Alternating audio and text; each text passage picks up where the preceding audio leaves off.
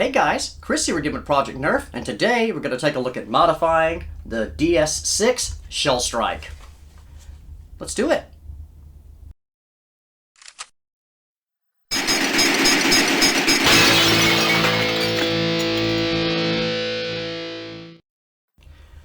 Alright guys, today in our video I'm going to show you how to take this and turn it into this. Now, we're also going to open it up and I'm going to show you how to do a spring upgrade on it and get a little extra power out of it as well. And I'm going to have chrono numbers and everything like that for you in the video. So anyway, let's get at it. Alright, let's see what this thing does stock. 43.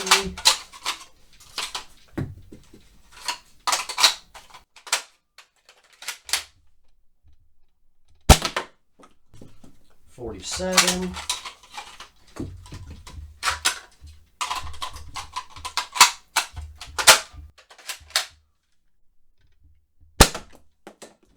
44.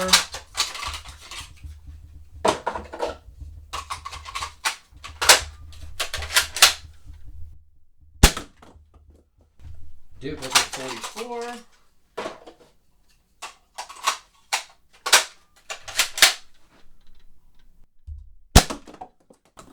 And 41. Okay.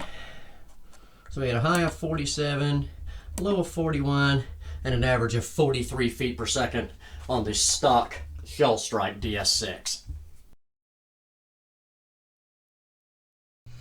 Alright guys, so I've taken the agony of removing the screws here.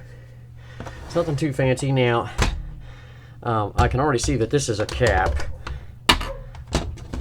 And there'll be one like it similar on the other side of the blaster, so we're going to pull those out of the way.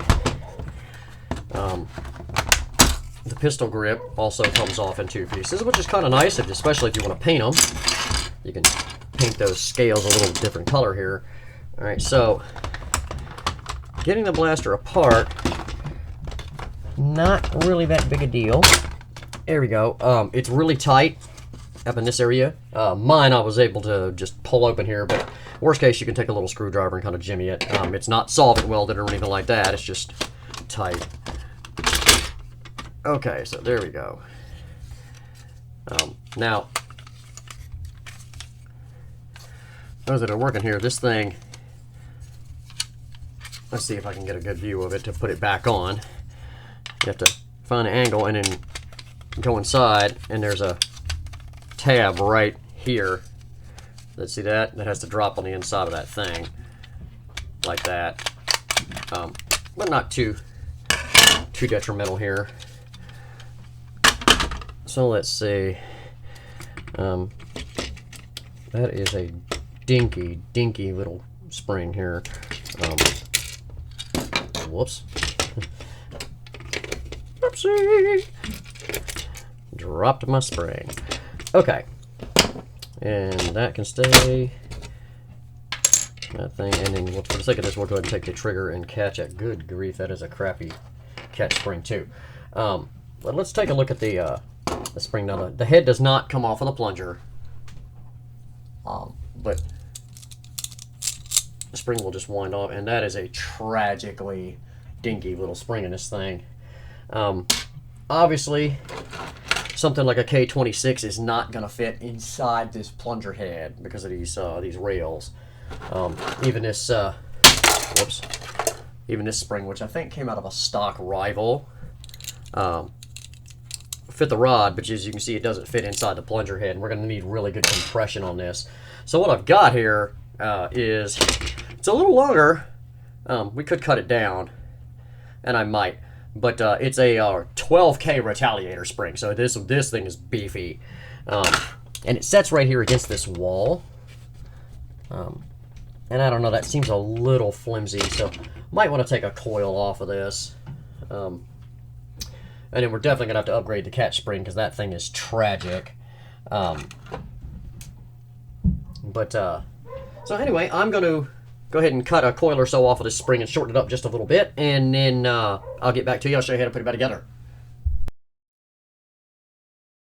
Okay, you can see I've cut my retaliator spring down, and it's only about, oh, maybe 2 coils longer, but so what we're going to do is we're going to thread it over and put this sharper edge on the inside of the plunger head. And yeah, that fits quite nicely. Okay, for this part, hooking the shoe back up, that's it, guys. It only goes in one way.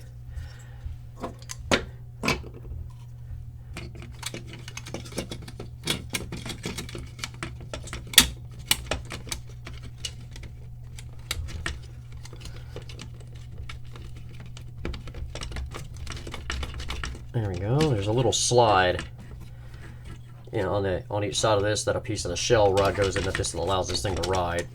We're gonna do that, and then we got to pull the spring right till that drops in like that, so that it rests against that wall. I think we're good here. Actually, I think we can make this catch if we upgrade the spring. This piece, hopefully you can see it. There's a little tab on it that drops into this slot right here at the end of my finger. It's just a beauty cap. You don't need it, but why not? And then catch spring. I've got one that I like a whole lot better.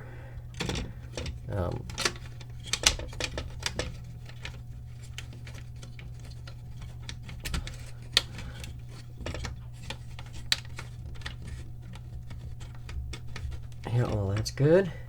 That's good. And then lastly, as you saw, this little extension spring hooks up over top of this rod for the return. And that's pretty much it. So, since we're not painting this thing, I'll go ahead and start sliding this stuff back together. Watch out for your little end strike tab down here. That could jump out on you.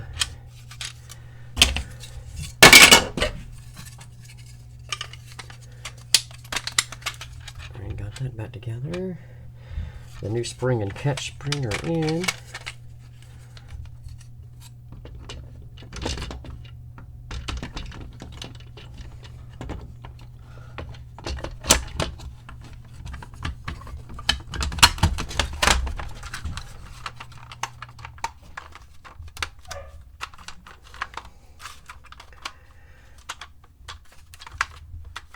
Well, that's pretty good.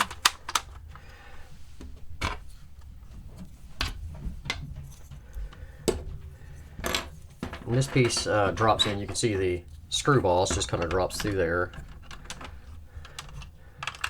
And I could have the wrong side here. I didn't think so. There we go. Comes to the front of that, and then this one matches it. There we go.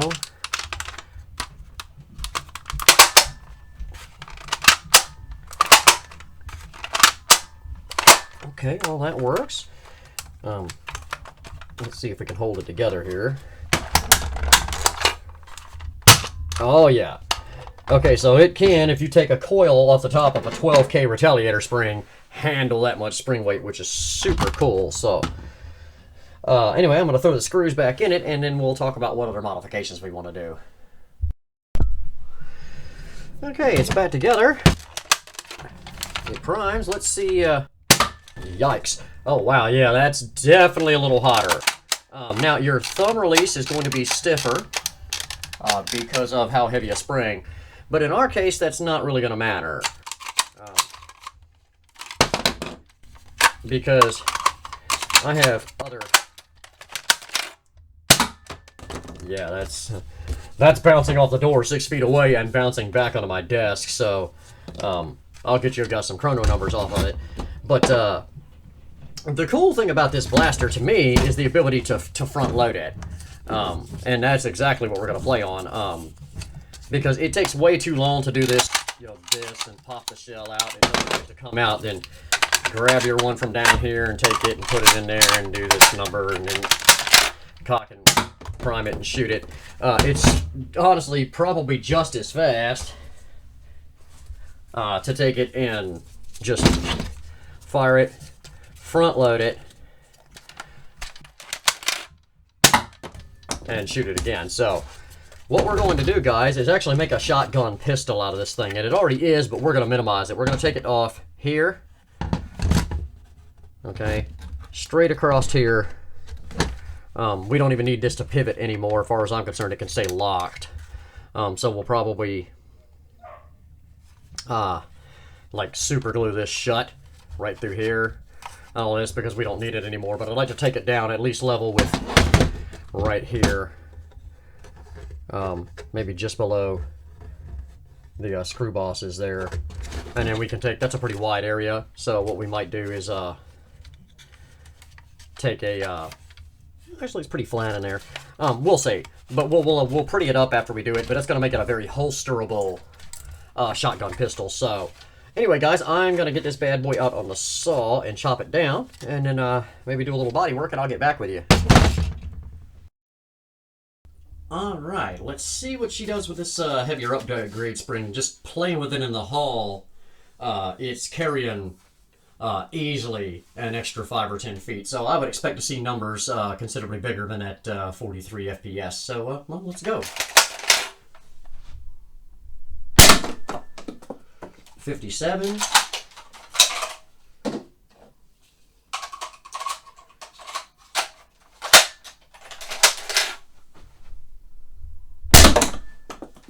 58.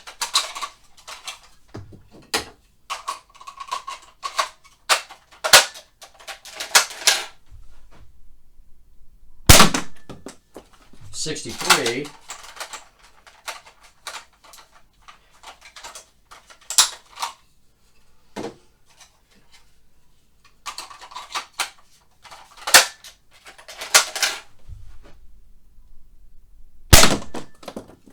58.